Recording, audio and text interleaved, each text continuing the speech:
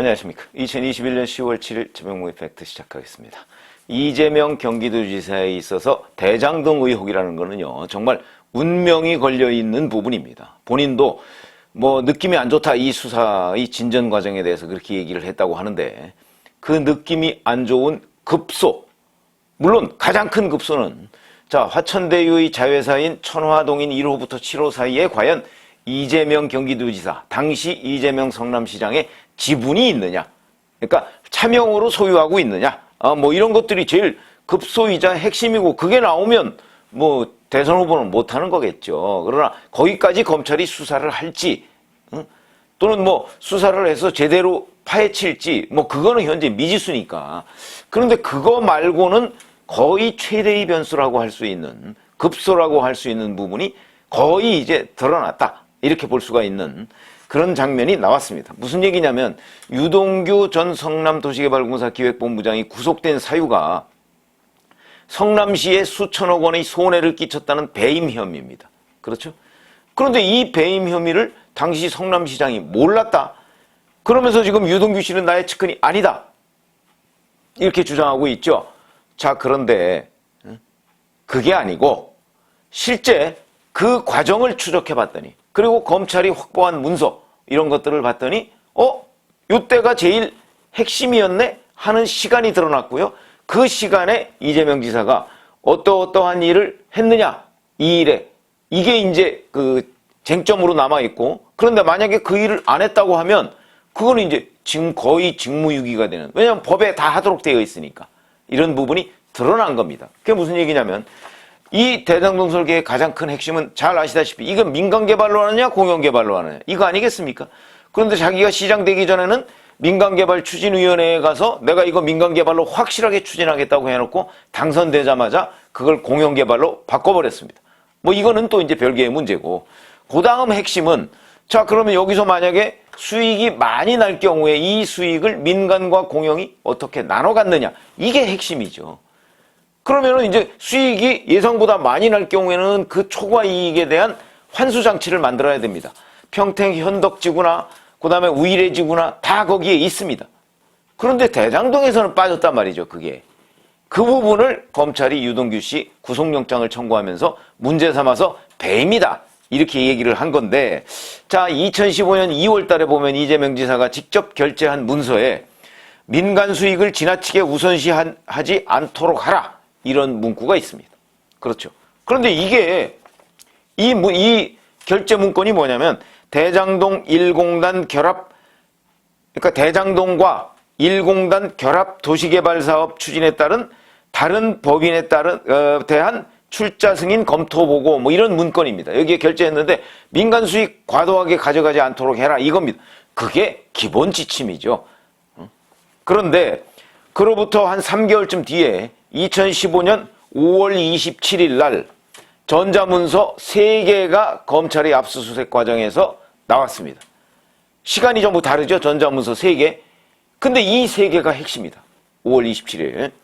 자, 첫 번째의 전자문서, 오전 10시 33분에 만들어진 겁니다. 전자문서니까 시간이 딱 나와 있고요. 그 다음에 진행되는 거, 이게 수정되면 수정됐다, 누가 검토했다, 누가 보고받았다, 이런 것들이 전자문서에 기록으로, 전자기록으로 다 남아 있습니다. 부인할 수가 없는 내용이죠. 물론 그 중간에 전자문서로 하지 않은 부분이 있다면, 뭐 예를 들어서 구두보고를 했다든가 뭐 이런 부분이 있다면 그거는 이 전자문서상에는 나오지 않습니다. 그런데 이상한 부분이 있다는 거죠. 오전 10시 33분에 전자문서에 남아있는 걸 보면, 개발사업 1팀, 원래 개발사업 1팀이 이 대장동 사업을 맡고 있었습니다.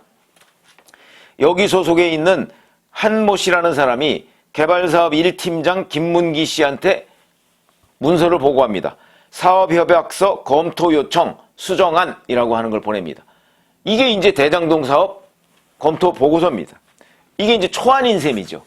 여기에 보면 성남도시개발공사 확정 수익 얼마, 이게 이제 나중에 보면 1822억이라는 거죠. 그 다음에 화천대유 등 민간사업자 수익을 나누는 구조, 뭐 화천대유와 천화동이니 어쩌고 뭐 이런 것들이 들어가 있겠죠.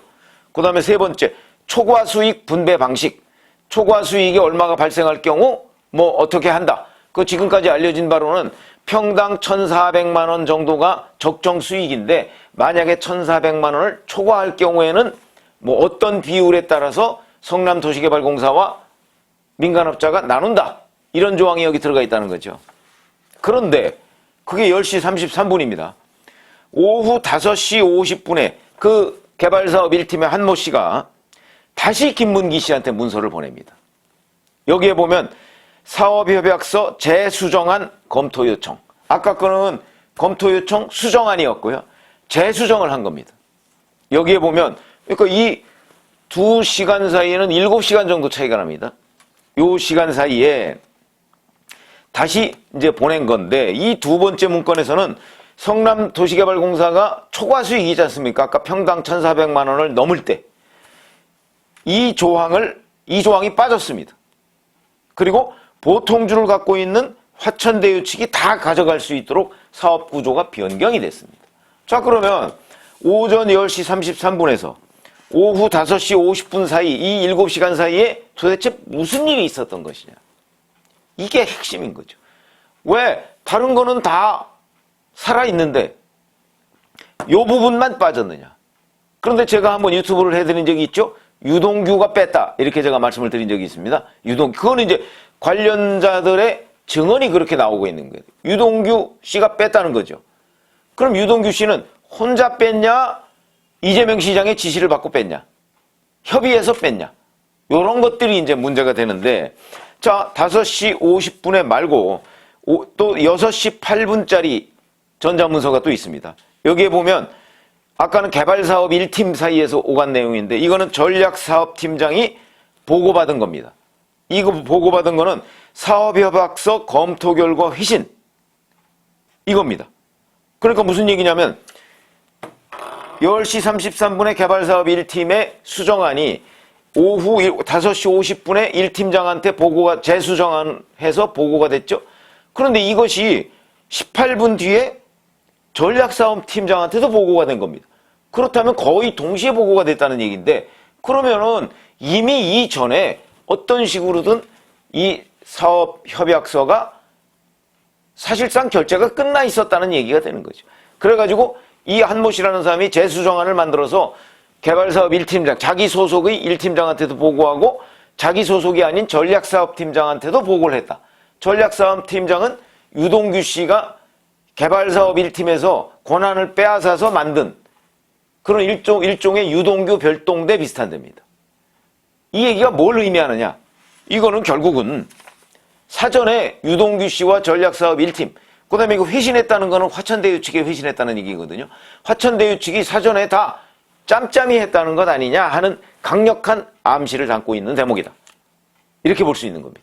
그러면 이거 뭐 다 짜고 이 초과이익 환수 장치를 뺐다. 이거 얘기밖에 안 되는데 우리가 주목하는 부분은 그 과정에 10시 33분부터 오후 5시 50분 사이에 유동규 씨는 과연 이걸 혼자 결정했느냐 아니면 이재명 성남시장과 어떤 식으로 소통했느냐 이건데 이렇게 보시면 됩니다.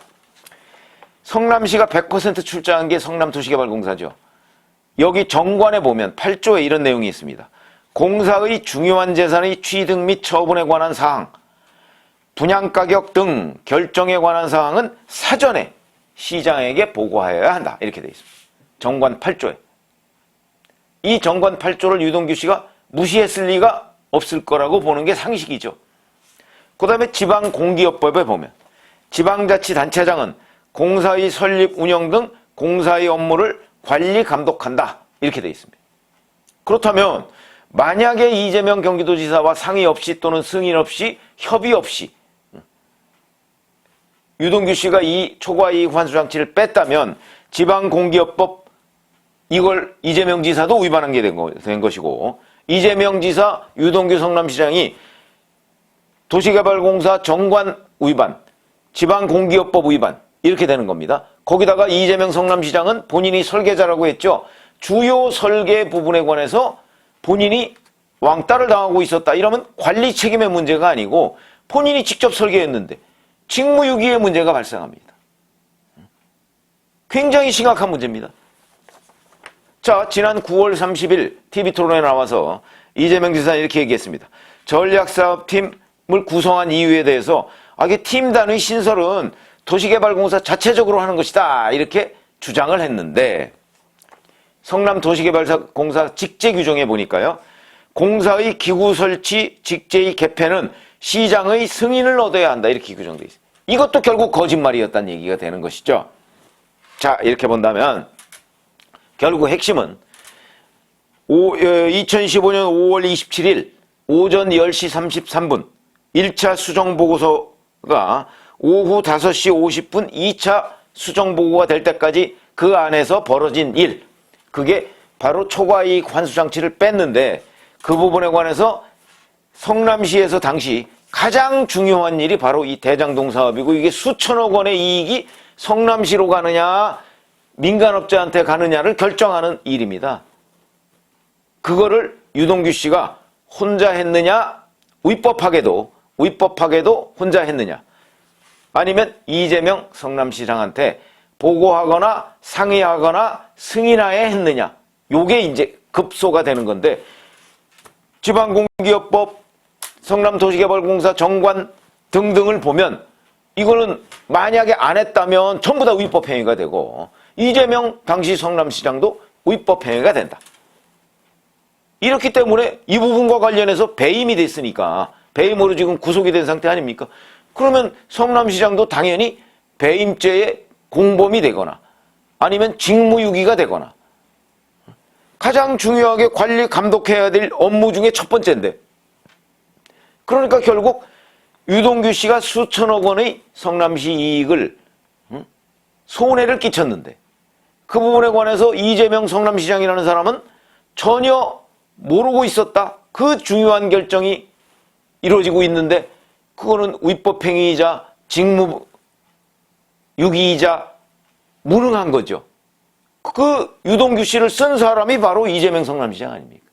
이런 부분에서 자, 이 2015년 5월 27일 전자문서 3개 검찰이 확보했다는 거 이건 뭐 아무리 친정권 검사들이 그 안에서 지금 수사를 벌이고 있다 할지라도 이 확보한 문건을 가지고 전전긍긍 해보니 이걸 부인할 방법은 없다. 다만 그 중간 7시간 동안에 과연 이재명 지사가 유동규 씨 사이에 어떤 소통을 했느냐 이거는 유동규 씨와 이재명 지사의 휴대전화를 확보하면 알 수 있는 내용이고 근데 뭐 휴대전화는 이미 뭐 확보를 지금 못했다는 거 아니겠습니까? 그러니까 그러면 전자문서의 그 결제 어느 곳에 이재명 지사가 관여한 흔적이 있을 겁니다. 이 부분을 이제 현 친정권 검사 위주의 수사팀이 과연 어떻게 다룰 것인가. 아마 이런 부분은요 그냥 일반적인 검사가 다루면 당연히 이재명 지사도 이재명 당시 성남시장도 여기에 관여가 안 돼 있으면 이상한 거죠. 그렇다면 무능하거나 직무유기이거나 둘 중에 하나가 되는 것인데 그래서 그 오늘 아침에 나온 이 보도를 보면 결국 이제 뭐 나중에 뭐 차명 보유 뭐 이거는 또 별개의 차원이고 이거는 그 이전에 가장 급소에 해당하는 이 대장동 개발의 핵심 이것이 결국 포착이 됐다. 그래서 자, 이 부분을 수사팀이 어떻게 넘어갈 것인가? 유동규 손에서 딱 잘라서 꼬리 자르기를 해줄 것인가? 아니면 전자문서에 나온 대로 그대로 수사를 할 것인가? 이런 부분은 우리가 함께 지켜봐야 되겠습니다. 뭐 저는 뭐 큰 기대는 하지 않고 있습니다. 왜 그러냐? 친정권 검사들이기 때문에 이렇게 생각하고 있는데 또 워낙 결정적 문건이기 때문에 아무리 친정권 검사라도 하는 일말의 기대를 가지고 있다. 이런 말씀을 드립니다. 감사합니다.